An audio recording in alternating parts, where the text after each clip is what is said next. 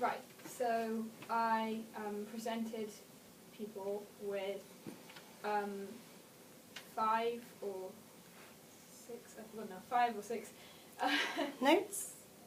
You should just take the 5 sets of acoustically similar words, for instance, cat, cab, mat, man, etc. And asked them to remember them. And then, as a control, I also gave them acoustically dissimilar words, so like bat and stone and drive.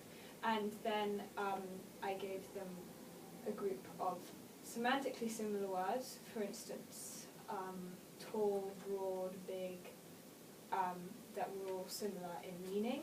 And then again, I gave them a control group of non-dissimilar words that have different meanings, so big, small, round, green. And then I asked them to recall them, and I found that after a few minutes they could remember the dissimilar words fine, and that they could remember the semantically similar words fine, but that they had trouble with remembering the acoustically similar words.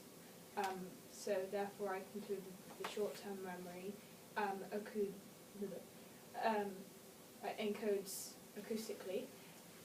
I also then repeated the experiment, but I used, after they had been told their pattern of words, I distracted them so that they couldn't rehearse it, and then 20 minutes later I asked them to do the same to test the long-term memory, and I found that the semantically similar words were then not remembered as well.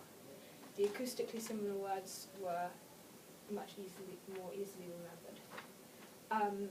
This suggested to me that the long-term memory encodes semantically as opposed to acoustically. Yes, that was it. Okay, any questions? Yeah. Wouldn't people process words differently, so wouldn't it have been better to use consonants instead of words?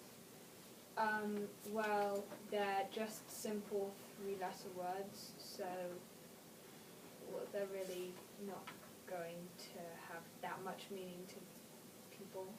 They should have had meaning to them because they were semantically processed. Yes, I knew that. But the acoustically similar words shouldn't really have had that much meaning, and for the semantically similar words, I had to use words because they had to have a similar meaning.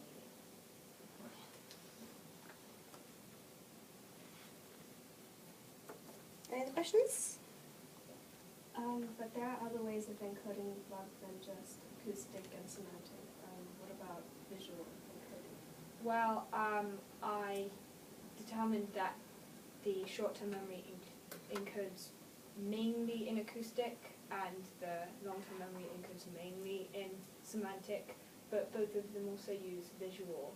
Of course, we know this because we can remember faces and images in our minds, but it's harder to test that. And of course, this was, the beginning of psychology and stuff. So later on, someone else tested it as well. Any other questions? Luckily for you, we've got lab experiments to fall back on.